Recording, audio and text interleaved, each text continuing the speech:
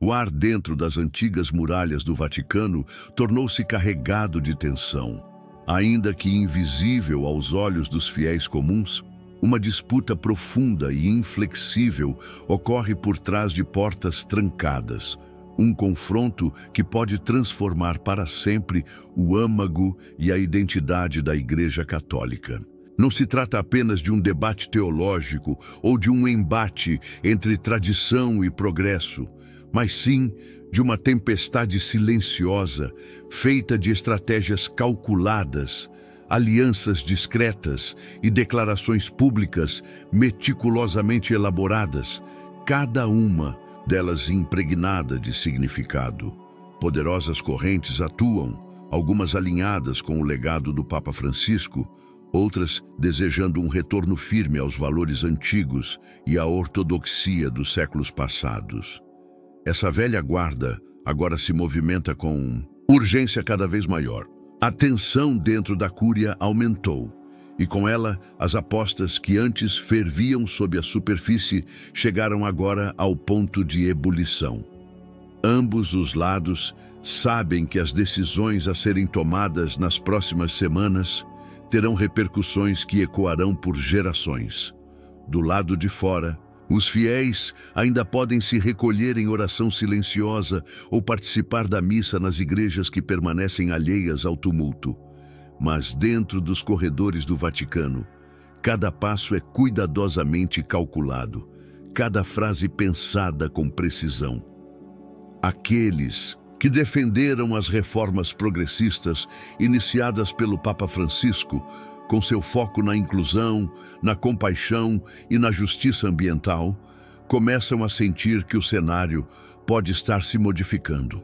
Há um mal-estar entre eles, uma apreensão silenciosa de que a ala tradicionalista, por muito tempo vista como fragmentada, tenha agora se reestruturado, tornando-se mais unida, audaciosa e eficientemente organizada.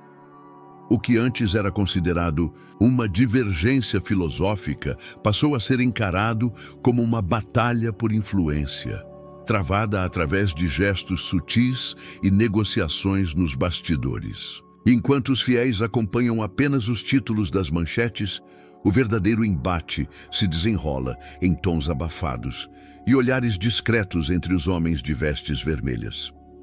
Apesar da data oficial do conclave estar marcada para 7 de maio, os que estão mais próximos dos acontecimentos sabem que a verdadeira disputa já está em curso.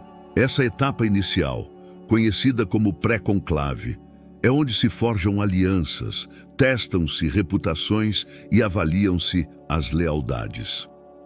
Cardeais de todas as partes do mundo têm chegado a Roma, não apenas para cumprir um papel cerimonial, mas para influenciar diretamente os rumos da Igreja. Nos dias que antecedem o conclave, participam das congregações gerais, encontros em que todos os cardeais, mesmo os que não possuem direito de voto, se reúnem para refletir sobre os desafios enfrentados pela Igreja. É durante essas sessões que se pode perceber com maior clareza o verdadeiro clima entre os presentes. Nessas reuniões, trocam-se promessas, compartilham-se esperanças em voz baixa e surgem confidências sinceras. Para muitos, é nesse momento preliminar que o desfecho do conclave começa a ser traçado, muito antes que qualquer cédula seja depositada na Capela Sistina. Não se pode ignorar, nesse contexto, o peso da influência que o Papa Francisco deixa. Dos 135 cardeais com direito sagrado ao voto, 108 foram escolhidos por ele. Esse número, por si só, indica um caminho claro para os que desejam dar continuidade à sua visão. No entanto, como costuma acontecer na política, inclusive dentro da Igreja, as coisas raramente são tão diretas. Apesar da importância dos números, as convicções também exercem um papel central. Entre os 108 cardeais nomeados por Francisco, há uma diversidade significativa de posicionamentos, fidelidades e crenças pessoais. Alguns podem ter se comprometido com a missão do Papa no momento da nomeação, mas os ventos de mudança e os desafios emergentes podem ter influenciado silenciosamente suas convicções. Outros continuam fiéis tanto ao espírito quanto à letra da liderança de Francisco. E há ainda os que permanecem em silêncio, aguardando e refletindo sobre o futuro que desejam construir. O direito canônico adiciona mais uma camada de complexidade a esse momento delicado. Mesmo os cardeais com mais de 80 anos, embora não possam votar, ainda possuem o direito de participar das congregações gerais, podem opinar, aconselhar e influenciar a definição da estrutura do conclave. E isso está longe de ser um detalhe insignificante. É por esse motivo que figuras como o cardeal Joseph Zen, homem de firmeza e profunda convicção, enfrentaram longas jornadas para estarem presentes em Roma, apesar da idade avançada, 93 anos, e do histórico de perseguição em Hong Kong sob um regime autoritário. Sua chegada não se deu como forma de protesto, mas por senso de responsabilidade. Sua presença não é meramente simbólica, é um testemunho real da seriedade dos acontecimentos. Quando homens como ele atravessam continentes com tamanho custo pessoal, é sinal de que algo muito mais grave do que simples política está em jogo. Muito além do que estava registrado em documentos formais, eles deixaram de lado as gentilezas protocolares e as formalidades religiosas, revelando abertamente o que há tempos era comentado apenas em conversas reservadas, que por trás do calor do diálogo e da aparência de fraternidade eclesial, alguns percebiam uma dominação silenciosa, onde divergências eram marginalizadas e a tradição posta de lado para dar lugar a uma nova configuração da ortodoxia sem a devida concordância. Não se tratava apenas de uma crítica pessoal, mas da rejeição a uma perspectiva teológica. As declarações de Müller apresentaram uma imagem sombria de uma igreja onde a unidade já não estava fundamentada numa verdade comum, mas sim na imposição da conformidade. Aqueles que mantinham viva a devoção às antigas práticas, como os cantos gregorianos e o silêncio reverente da missa tridentina, passaram a ser vistos não como guardiões fiéis de um legado, mas como entraves ao que se definia como progresso. Por trás da linguagem acolhedora do acompanhamento pastoral, muitos sentiram-se deixados de lado. Sob o pretexto da misericórdia, eles enxergaram o julgamento e a rejeição de algo que antes representava um sonho de unidade, mas que agora, aos seus olhos, havia se transformado em recordação de uma ruptura. Algo discreto, porém profundo, está ocorrendo.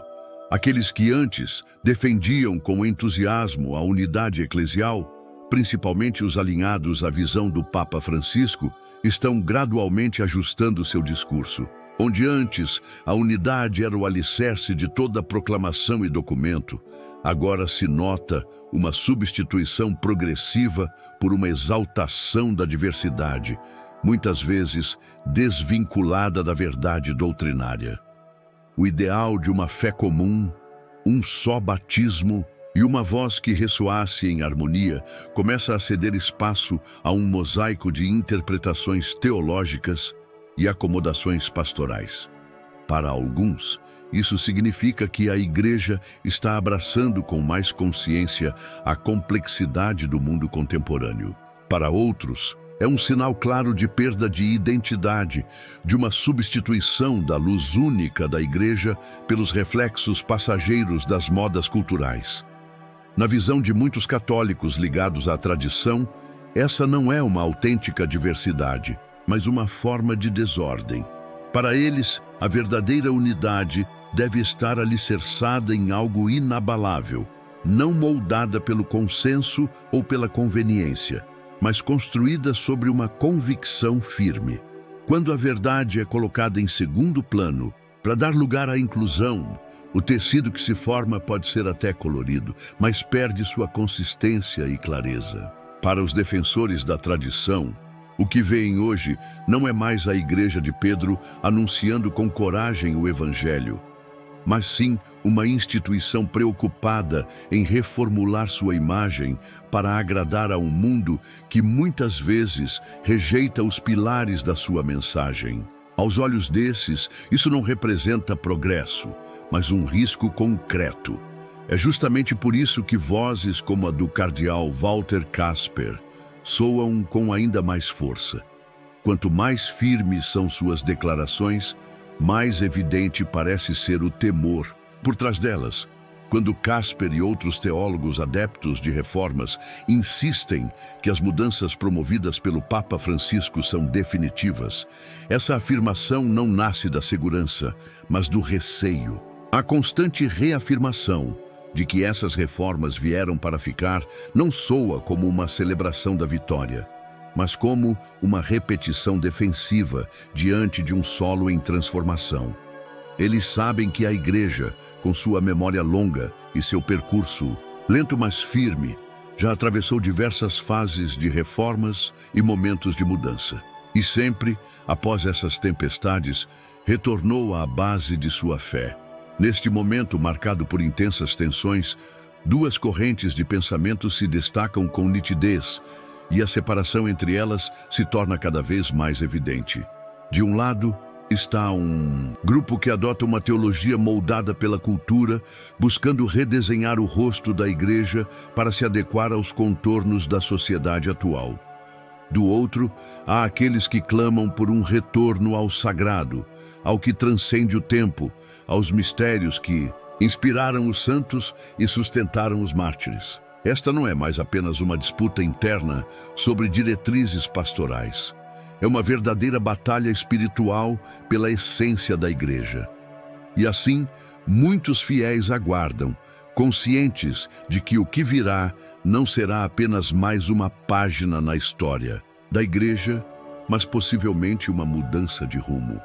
Nas salas enfeitadas do Vaticano e nas conversas discretas de catedrais e capelas interioranas, uma pergunta cresce: a Igreja será conduzida pela luz eterna ou pela inconstância dos desejos humanos? Neste tempo de profunda avaliação espiritual, duas forças em oposição confrontam-se dentro da própria Igreja, cada uma com sua proposta de futuro, ambas afirmando preservar a essência da fé. De um lado, forma-se uma aliança crescente de cardeais e bispos comprometidos com a tradição apostólica, que elevam suas vozes com convicção cada vez maior. Sua mensagem não é de recuo, tampouco uma resistência vazia à mudança motivada por saudosismo, mas sim um apelo vigoroso à renovação fundamentada em verdades eternas. Textos que levantam mais questionamentos do que oferecem respostas. Líderes que mencionam acompanhamento, mas fogem da correção, e um ambiente de diálogo que escuta constantemente, mas raramente se expressa com firmeza. Tudo isso, sem a devida correção, acaba conduzindo a uma Igreja que já não forma consciências, mas sim se adapta a elas. Muitos dos que hoje ocupam posições na hierarquia falam em reforma. Mas que tipo de reforma realmente se faz necessária?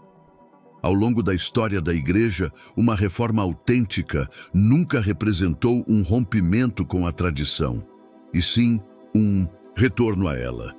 Recordemos São Francisco de Assis, chamado a restaurar a Igreja, e que não criou algo novo, mas viveu o Evangelho com radical simplicidade e santidade.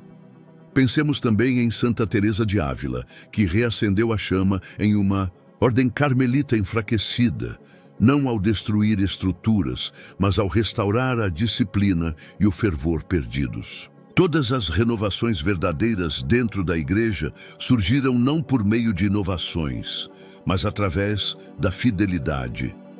Por intermédio de santos que se ajoelharam diante do tabernáculo, jejuaram, rezaram e derramaram lágrimas pelos pecados de sua época. Assim, a pergunta que permanece é: onde estão os santos dos dias atuais? onde estão as vozes que se erguerão, não em rebeldia, mas em lealdade radical, que não falarão com amargura, mas com coragem, proclamando a verdade, mesmo que isso lhes traga desprezo ou isolamento. São essas questões que surgem em seminários, em pequenos grupos de oração e até mesmo na mente de bispos e cardeais que, por enquanto, preferem o silêncio, mas que observam atentamente. Eles percebem o que está em jogo. Compreendem que essa discussão não gira em torno de estilos ou preferências litúrgicas. Trata-se da essência da alma da Igreja. O conclave que se aproxima, embora cercado de rituais e tradições antigas, não é apenas um momento para escolher um novo Papa. É uma decisão sobre o rumo a ser tomado. A Igreja seguirá no caminho da ambiguidade pastoral e da adaptação ao mundo ou redescobrirá sua missão original, aquela que um dia transformou o mundo inteiro. O que se precisa hoje não é de uma igreja que apenas reflita os desejos das pessoas, mas de uma que confronte as trevas do mundo, uma igreja que não recue diante da verdade, ainda que esta seja incômoda. Uma igreja que abrace a cruz, em vez de deixá-la de lado para promover uma mensagem mais palatável. Esse desafio se mostra especialmente verdadeiro para os jovens católicos, aqueles que não viveram as revoluções culturais da década de 1960, ou os tempos turbulentos que se seguiram ao Concílio Vaticano II.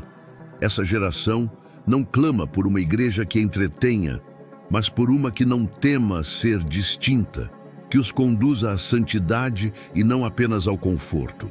Em seu anseio, eles repetem o clamor dos seus antepassados, que se agarraram à fé mesmo em tempos de perseguição, martírio e exílio. É esse desejo profundo que moldará a Igreja do futuro. É claro que muitos, dentro da própria Igreja, receiam esse retorno. Acham que voltar às raízes é perder espaço, que se apegar à tradição é afastar o mundo. No entanto, a história já demonstrou o contrário. A Igreja nunca floresceu buscando aprovação externa. Ela prosperou quando se manteve fiel, mesmo sendo mal compreendida, ridicularizada ou crucificada. À medida que a eleição de um novo pontífice se aproxima, os apelos de ambos os lados aumentam. De um lado, aos que defendem a reforma, insistindo que a Igreja deve permanecer aberta e adaptável, onde a misericórdia sempre se sobreponha ao julgamento. Do outro, estão os que se apoiam na tradição, afirmando que a misericórdia desprovida, na verdade, é vazia, e que o maior ato de misericórdia é levar as almas à conversão e não mantê-las confortáveis no erro. Essa divisão é difícil de superar, mas o próximo líder da Igreja deve buscar não o compromisso com a verdade, mas a sua personificação. Ele deve ser um homem de oração, não apenas de estratégias políticas, um homem de silêncio e não de exibição, alguém que se ajoelha mais do que fala. Deve anunciar o Evangelho sem medo, não porque é popular, mas porque é o poder de Deus para salvar almas. Ele precisa estar disposto a ser rejeitado pelo mundo, se isso for necessário para manter-se fiel a Cristo. Essa é a escolha que se apresenta diante de nós, não apenas para os cardeais que irão votar, mas para todos os católicos que consideram a Igreja sua casa. Seguiremos a deriva na maré do secularismo ou voltaremos a nos firmar na rocha que nos formou? O mundo está atento, o céu também observa, e o destino da Igreja está sendo moldado, com cada oração, cada decisão, cada alma possuem. A missão da Igreja nunca foi a de disputar influência com os grandes do mundo, mas a de servir com humildade os pequenos. Quando a Igreja tenta ajustar sua voz ao coro das potências temporais, perde seu timbre profético e sua força de conversão. O Evangelho não foi proclamado com base em consensos, mas com coragem por homens e mulheres dispostos a dar a própria vida. A voz da Igreja é mais eficaz quando fala com a autoridade que vem da cruz e não com a aprovação que vem dos palácios. É por isso que tantos fiéis hoje esperam, com uma mistura de ansiedade e confiança, que o novo sucessor de Pedro seja alguém que compreenda o peso do seu chamado, alguém que não se deixe seduzir pelo conforto das honras ou pela sedução dos cargos, mas que escolha a pobreza de espírito e o serviço como Cristo escolheu. Não é o brilho de um anel ou a imponência da cátedra que define um Papa Santo, mas a profundidade da sua vida interior, a firmeza da sua fé e a compaixão do seu coração. As pessoas estão cansadas de palavras bem elaboradas, de promessas vazias e de compromissos com um mundo que acabam por diluir a essência do cristianismo. Elas anseiam por um pastor que fale com a clareza de João Batista, que aponte para o Cordeiro de Deus e não para si mesmo. Um homem que não hesite em dizer o que precisa ser dito, mesmo que isso custe sua popularidade. Pois a verdade, mesmo quando desconfortável, é o que liberta. Muitos daqueles que hoje ocupam cargos elevados na hierarquia eclesiástica reconhecem a crise, mas hesitam em agir. Preferem preservar aparências, manter o equilíbrio institucional, evitar atritos. Mas essa hesitação, esse medo de desagradar, tem um preço: o enfraquecimento da missão da igreja. Quando a voz da igreja se torna indistinta da do mundo, os fiéis perdem a direção. É necessário coragem para romper o silêncio, para falar com fidelidade ao Evangelho, mesmo que isso provoque rejeição ou incompreensão. A reforma verdadeira, portanto, não virá de estruturas ou documentos, mas de corações transformados. Virá de uma conversão interior que leve à santidade. A história da igreja sempre foi renovada por almas ardentes, por homens e mulheres que colocaram Cristo acima de tudo. Eles não buscaram reformar a igreja por vaidade ou revolta, mas por amor. Um amor que os fez sofrer junto com ela, carregar suas feridas e rezar pela sua purificação. Hoje, mais do que nunca, a igreja precisa de santos. Não de gestores eficientes ou de diplomatas habilidosos, mas de homens e mulheres que vivam o Evangelho com radicalidade. Pessoas que se consumam em oração, que jejuem, que chorem pelos pecados do mundo e que se ofereçam como instrumentos nas mãos de Deus. Essas almas silenciosas são o alicerce invisível sobre o qual a igreja se mantém firme em tempos de tempestade. Na expectativa pelo novo Papa, muitos rezam para que ele seja um homem assim, alguém que conheça o preço da fidelidade, que tenha passado pelo crisol da dor e da entrega, alguém que reconheça que o papado não é uma coroa, mas uma cruz, que esteja disposto a ser rejeitado pelos homens, se isso significar ser acolhido por Deus, que não tema a solidão de defender a verdade quando tantos preferem o conforto do erro. E enquanto os olhos do mundo se voltam para o Vaticano, enquanto os flashes das câmeras iluminam os corredores e os repórteres se posicionam, há uma outra luz, invisível, mas real, que brilha nos corações daqueles que se ajoelham em intercessão. São mães que oferecem seus sofrimentos pelos sacerdotes. São jovens que rezam pela santidade da igreja. São idosos que, em silêncio, unem suas dores às de Cristo. Eles não aparecem nos noticiários, mas sustentam a igreja com suas preces. Essa igreja escondida, essa rede silenciosa de almas fiéis, é a verdadeira força da igreja visível. São eles que mantêm aceso o fogo da fé quando os ventos da apostasia sopram com força, e é por causa deles que a esperança permanece. Mesmo quando tudo parece desabar, eles sabem que o Senhor não abandona sua esposa. E por isso continuam a rezar, a jejuar, a oferecer sacrifícios. O Espírito Santo age na história, mesmo quando os homens não percebem. Ele sopra onde quer e quando quer, guiando a igreja por caminhos misteriosos. E é Ele quem levantará No tempo certo, o pastor que o rebanho precisa. Não o mais esperado pelos analistas, nem o mais comentado nos bastidores, mas aquele que Deus escolheu. Aquele cuja fidelidade silenciosa o tornará capaz de conduzir a barca de Pedro em meio às tempestades.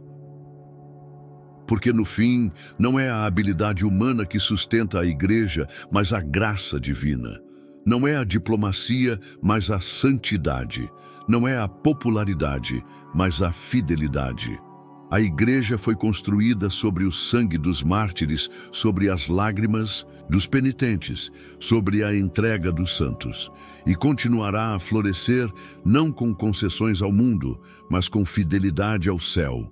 Aqueles que verdadeiramente amam a igreja sabem disso. Por isso, eles não pedem um papa conforme os critérios humanos, mas conforme o coração de Deus. Um homem que saiba ouvir a voz do Espírito e obedecê-la com humildade. Que não tema perder o mundo se com isso ganhar o reino. Que não fuja da cruz, mas a abrace com amor. Pois somente esse tipo de líder poderá conduzir a igreja para a renovação que ela tanto precisa. A Igreja de Cristo não é uma organização qualquer. É um mistério profundo, uma realidade visível e, ao mesmo tempo, espiritual. Ela é composta de pecadores, mas é sustentada pela graça. Suas estruturas podem tremer, seus líderes podem falhar, mas sua essência permanece intacta porque foi fundada por aquele que prometeu. As portas do inferno não prevalecerão contra ela. Mi 16:18. No entanto, essa promessa não elimina a responsabilidade humana. Pelo contrário, ela a acentua. Cada cristão é chamado a cuidar da igreja, a defendê-la não com agressividade ou orgulho, mas com santidade de vida. Especialmente os que recebem maiores encargos, bispos, cardeais e o próprio Papa, são convidados a serem servos.